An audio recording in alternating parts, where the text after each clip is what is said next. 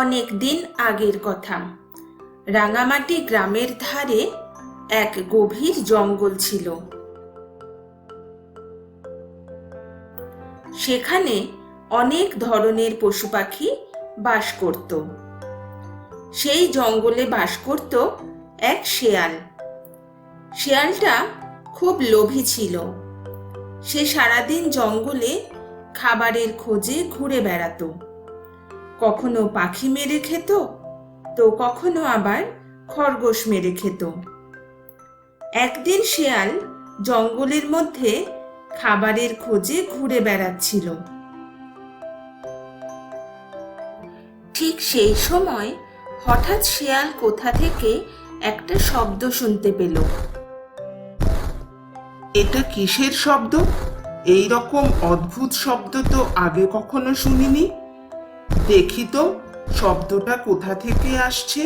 এই বলে শেয়াল জঙ্গলের এদিক সেদিক ঘুরে শব্দটা কোথা থেকে আসছে খুঁজতে লাগলো। খুঁজতে খুঁজতে শেয়াল একটা বড় গাছের তলায় এসে হাজির হলো।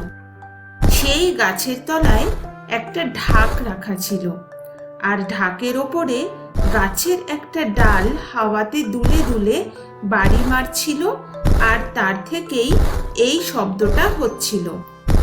কিন্তু শেয়াল তো সেটা বুঝতে পারল না। সে জীবনে কোনোদিন ঢাক দেখেনি। তাই সে ঢাকটাকে খুব মনোযোগ দিয়ে দেখতে লাগলো। মনে হচ্ছে এর মধ্যে কোনো জন্তু লুকিয়ে আছে, সেই এই রকম ভাবে ডাকছে। একবার এই জিনিসটাকে ভাঙতে পারলে জন্তুটাকে মেরে খাওয়া যাবে। এই ভেবে শেয়াল ঢাকটাকে ভাঙার জন্য খুব চেষ্টা করতে লাগলো, কিন্তু কিছুতেই ঢাকটাকে ভাঙতে পারল না।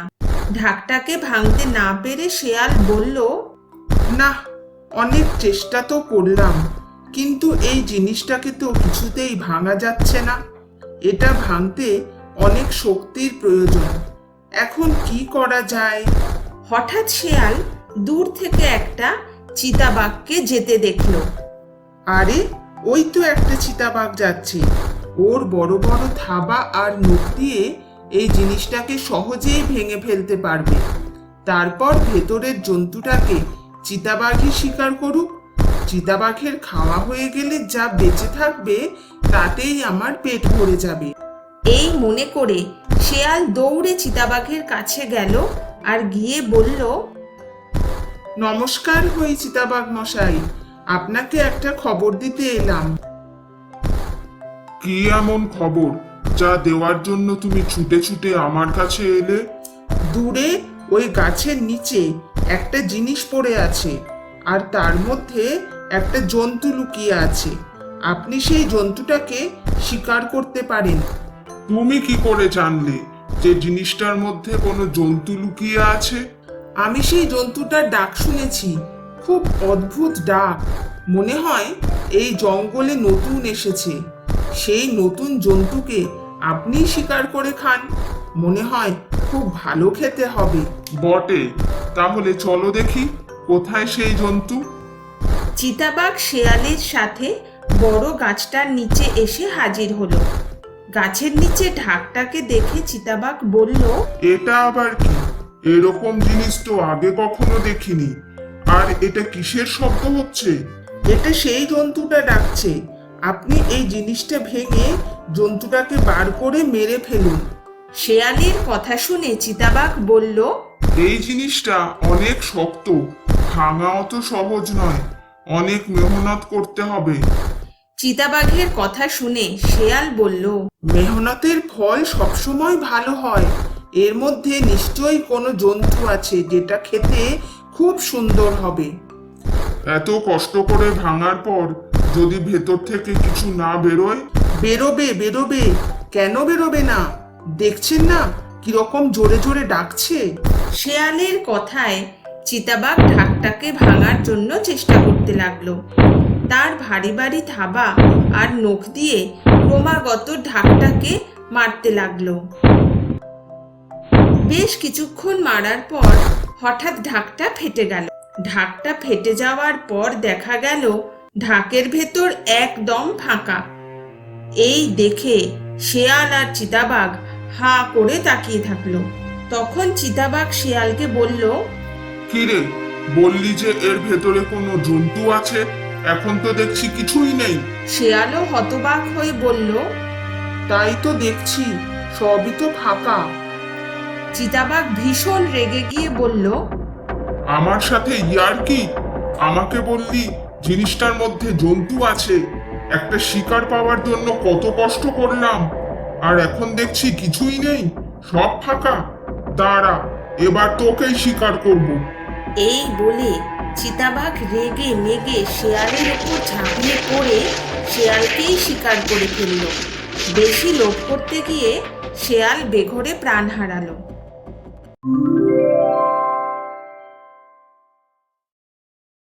অনেক দিন আগের কথা। গরমের দিনের এক দুপুরবেলা একটা কাক আকাশে উড়ে বেড়াচ্ছিল। সে সকাল থেকে খাবার খুঁজে বেড়াচ্ছিল। সকাল থেকে দুপুর হয়ে গেল, একটুও খাবার কোথাও পেলাম না। মনে হচ্ছে আজকে না খেয়েই কাটাতে হবে। এই বলে কাকটা আবার উড়তে লাগলো। উড়তে উড়তে কাক একটা বাজার দেখতে পেল। কাকটা বাজারের কাছে এসে একটা গাছে বসলো। বাজারের মধ্যে একটা মাংসের দোকান ছিল। কাক সেই মাংসের দোকানটা দেখতে পেয়ে বলল, আরে বাহ, একটা মাংসের দোকান দেখতে পাচ্ছি। ওখান থেকে যদি একটা মাংসের টুকরো পাই, তাহলে আজকের মতো আমার পেট ভরে যাবে। যেমন ভাবা তেমন কাজ। হঠাৎ মাংসের দোকানের দিকে কাকটা উড়ে গেল, আর এক টুকরো মাংস মুখে নিয়েই সেখান থেকে সোজা আকাশে উড়ে গেল। মাংসের টুকরোটা মুখে নিয়ে কাকটা উড়তে উড়তে একটা উঁচু গাছের ডাল দেখে সেখানে গিয়ে আরাম করে বসলো। উফ, সকাল থেকে অনেক ওড়াউড়ি করেছি, এবার শান্তিতে বসে এই মাংসের টুকরোটা খাবো। ঠিক সেই সময় সেখান দিয়ে একটা শেয়াল যাচ্ছিল। তারও খুব খিদে পেয়েছিল। সকাল থেকে ঘুরে মরছি, একটাও খাবারও কপালে জুটলো না। খিদের চোটে আমি আর চলতে পারছি না। হাঁটতে হাঁটতে হঠাৎ শেয়াল কাকটাকে দেখতে পেল। গাছের ওপরে একটা কাক বসে আছে, কিন্তু ওর মুখে ওটা কি? আরে, ওটা তো মনে হচ্ছে একটা মাংসের টুকরো। মাংসের টুকরোটা দেখে আমার জিভে জল আসছে। শেয়ালটা মনে মনে একটা ফন্দি আঁটলো। তারপর ধীরে ধীরে কাকের কাছে গিয়ে শেয়ালটা বলল, তুমি কত সুন্দর কাক ভাই, আমি এর আগে তোমার মতন সুন্দর পাখি আর দেখিনি। তোমার দুটো চোখ কত সুন্দর, আর তোমার ডানা দুটো কি সুন্দর। কাক নিজের প্রশংসা শুনে খুব খুশি হলো, কিন্তু কোনো কথা বলল না।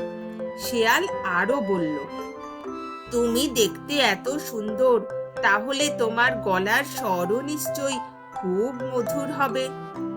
কাক শেয়ালের প্রশংসায় খুব খুশি হয়ে গেল, মনে মনে খুব আনন্দ পেল, কিন্তু তবুও কিচ্ছু বলল না। আর শেয়াল তো কাকের প্রশংসা করেই যাচ্ছে। কাক ভাই, তুমি কি তোমার এই মধুর আওয়াজে আমাকে একটা গান শোনাবে? আমি তোমার মিষ্টি গলায় একটা গান শুনতে চাই। কাক নিজের মিথ্যে প্রশংসায় এতটাই খুশি ছিল যে সে ভুলেই গেছিল যে ওর মুখে একটা মাংসের টুকরো আছে। গান গাওয়ার জন্য যেই কাক মুখ খুলল, অমনি কাকের মুখ থেকে মাংসের টুকরোটা টুপ করে মাটিতে পড়ে গেল। আর শিয়াল তক্ষুনি দৌড়ে এসে মাংসের টুকরোটা মুখে তুলে নিল। এসব দেখে কাক একেবারে ভ্যাবাচ্যাকা খেয়ে গিয়ে শিয়ালকে বলল, এই শিয়াল, এই মাংসের টুকরোটা আমার, তুমি খাবে না। তখন শিয়াল কাককে বলল, উফ, চুপ করো তো, তোমার এই কর্কশ আওয়াজে কানের কাছে আর কা কা করো না, আমাকে শান্তিতে মাংসটা খেতে দাও। এই বলে শেয়াল মাংসের টুকরোটা মুখে নিয়ে সেখান থেকে চলে গেল। কাক বোকার মতন গাছের ডালে বসে রইল। হায় হায়, এ আমি কি করলাম! নিজের মিথ্যে প্রশংসায় আমি এতটাই বিভোর হয়ে গেছিলাম যে আমি ভুলেই গেছিলাম আমার মুখে খাবার আছে। শেয়ালটা আমাকে এমন বোকা বানালো যে আমার বুদ্ধি কাজ করা বন্ধ করে দিল। তাহলে বন্ধুরা, এই গল্প থেকে আমরা শিখলাম, যেসব লোকেরা তোমার অতিরিক্ত প্রশংসা করবে তাদের এড়িয়ে চলাই ভালো। এদের কথায় বিশ্বাস করো না, এতেই তোমার ভালো হবে।